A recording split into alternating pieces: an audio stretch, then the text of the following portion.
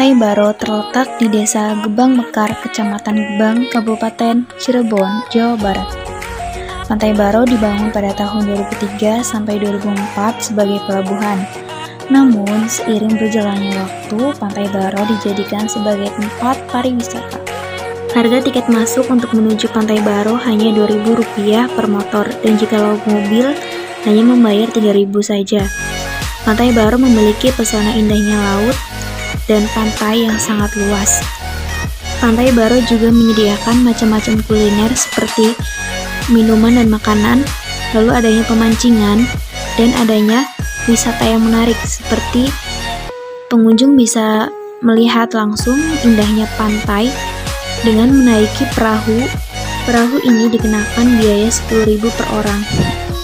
Pantai Baro dibuka setiap hari, namun lebih ramai pengunjung pada hari Minggu.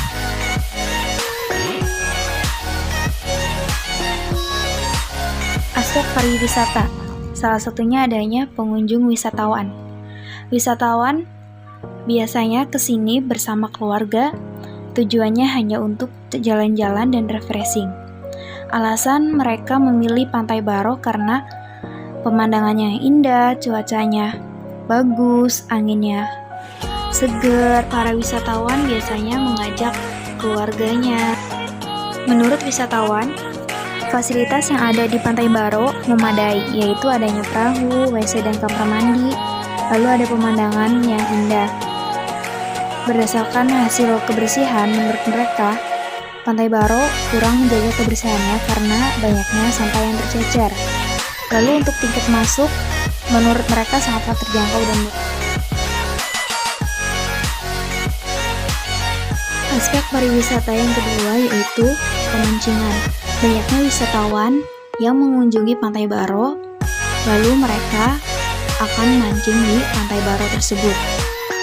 Menurut pendapat mereka, mengenai tempat lokasi Pantai Baro yaitu sangatlah menyenangkan buat para pemancing, namun kurangnya dari aspek kebersihan. Menurut mereka, cara agar pantai bisa nyaman, dijaga kebersihannya karena banyaknya sampah pengunjung yang membuang sampah sembarangan, jadi membuat pemandangan yang tadinya indah menjadi kurang indah.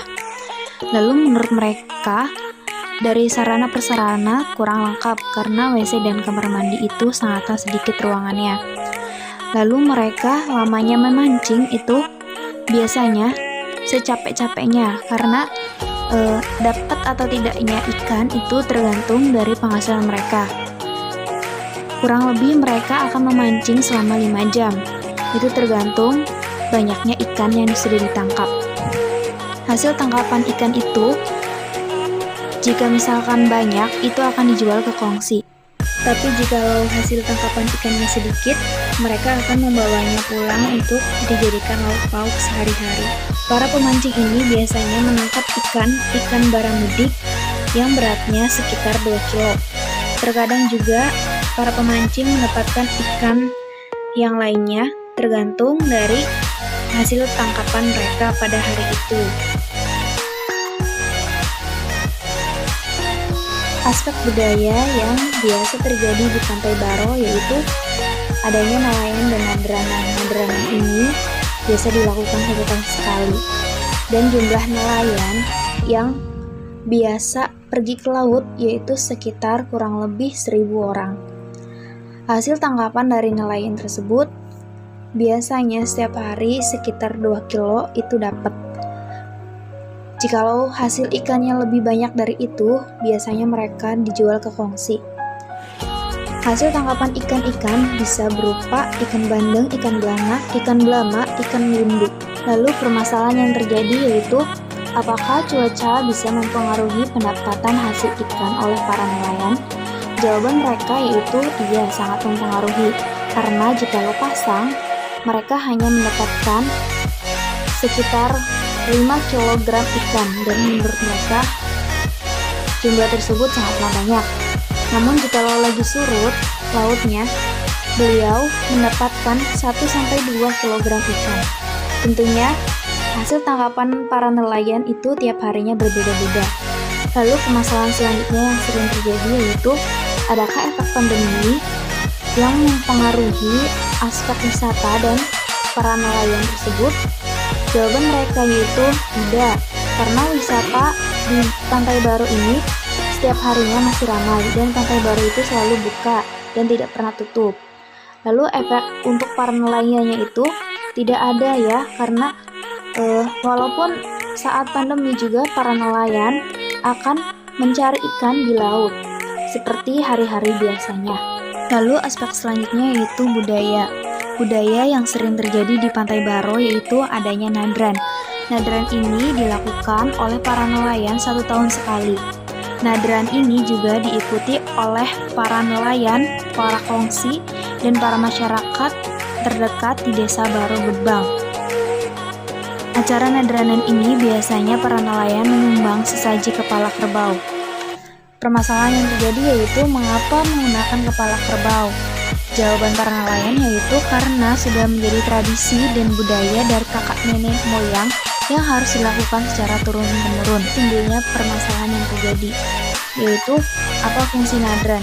Lalu para nelayan menjawab, fungsi nadran yaitu untuk keselamatan nelayan dan sedekah laut, supaya nelayan dapat mendapatkan rezeki yang melimpah lagi dan lebih subur lagi.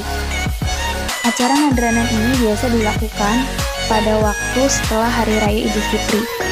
Pelaksanaan yang dilakukan oleh para nelayan biasanya dari pagi sampai siang, yaitu para nelayan mengantarkan sesaji kepala kerbau pada tengah-tengah laut, lalu mereka membuangnya untuk para sesaji leluhur mereka. Lalu pada siang harinya mereka akan mengadakan acara hiburan, yaitu organ tunggal untuk masyarakat setempat dan para nelayan. Permasalahan selanjutnya yaitu persiapan untuk nadran itu memerlukan dana seberapa banyak. Lalu para nelayan menjawabnya, biasanya mulai dari bos ikan itu ikut serta untuk menyumbang, lalu dari nelayan dan dari masyarakat. Para bos ikan biasanya menyumbang seikhlasnya mereka dan tidak dipatok jumlahnya berapa atau berapa. Lalu biasanya setiap perahu ada yang mengasih 200.000 sampai 500.000. Dan untuk masyarakat biasanya mereka menyumbang berkat untuk sedekah laut.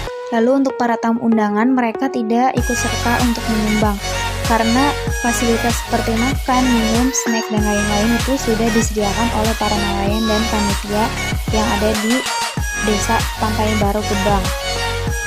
Pada saat nadranan berlangsung, para nelayan itu tidak akan mengambil ikan ke laut, namun para nelayan boleh mengambil ikannya lagi setelah nadranan itu selesai, atau para nelayan bisa mengambilnya lagi pada saat keesokan harinya.